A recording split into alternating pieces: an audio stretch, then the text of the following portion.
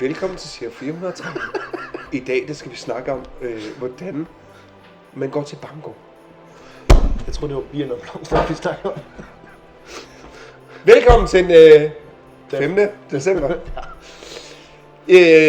I dag der prøver vi selvfølgelig noget nyt, som vi gør hver dag. Prøver at se, om der er noget, der kan slå noget af podiet. Men noget lidt specielt ved i dag, som jeg tænker, vi lige gør, inden vi ringer med klokken, der er, at vi har taget et lille stykke legetøj med. Ja da. Det, så vi kan se, hvor vi rent faktisk er ved at være henne af. Ja. Så jeg tænker, hvis jeg nu tænder her, så tænker jeg, at Bøjsenberg, han prøver at starte. Ja. Og så se, hvor vores promille den ligger på. Jeg tror ikke, det er særlig høj nu. Nej, det burde den heller ikke være. Det, Der er selvfølgelig noget med, at hvis man ryger og så videre.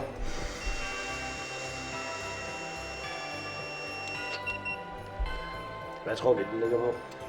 Jeg tænker, den hedder 004. Jeg tror, vi vil være der omkring. 02. Det er fandme rookie numbers, altså. Ja. Hvad er det for noget alkohol, vi får? Altså, Det ved jeg heller ikke. Vi har jo en pirgoline, der serverer for os. Ja. Men Martine er ikke altid god. Nej. Men hvad tror du kan? Jeg tror, jeg kan blæse lidt højere. Tror du blæser lidt højere? Jeg tror, jeg blæser lidt højere, men jeg tog også den sidste tår, inden vi lige gik videre her. Så jeg tror, den bliver lidt højere. Ja, det tror jeg også.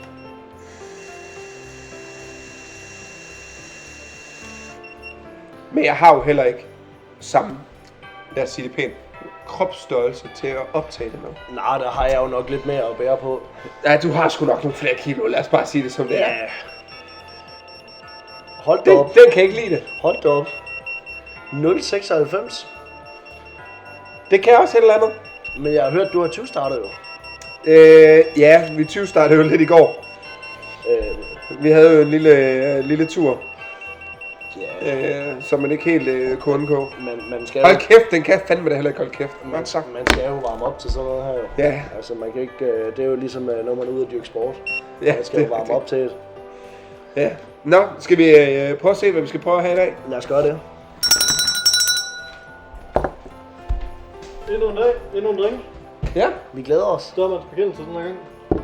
Og ikke bekendtskaber. Nej, ingen bekendtskaber. Nej, det er ingen bekendtskaber. Det er til alkohol. Ja. Men får man bekendtskaber ved den? Ja, der er der nogle piber, der skal snakkes med en gang imellem, er det ikke? Jo. Om den ser sgu også lidt Den ser pussyfarvet ud. Ja, det gør den. Det er det, den skal til for. Ja, det er rigtigt. God fornøjelse. Jo, tak. Jo, tak. Skål. Skål. Lad os se, hvad den kan.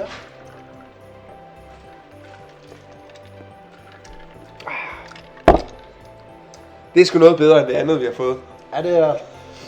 Ah. Det er jo en drink, der er opstået hernede. Er det der? Det er det. Vi har jo, eller rettere sagt, jeg har jo nogle i hvert fald kollegaer, dørmænd, som har fundet på den her, uden at nævne nogen navn. Så har vi specielt en dørmand, som er rigtig glad for den. Ja.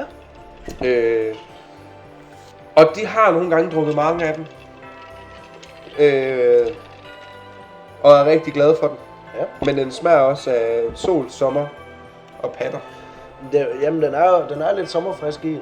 Ja, det må man sige. Men hvad er der i den? Jamen det er egentlig bare Malibu og Fanta Exotic. Det er dejligt nemt og simpelt. Ja, det er noget man forstår. Det er nemt til en fest. Det er nemt til fest, nemt som gæst. Ja. Det kan et eller andet.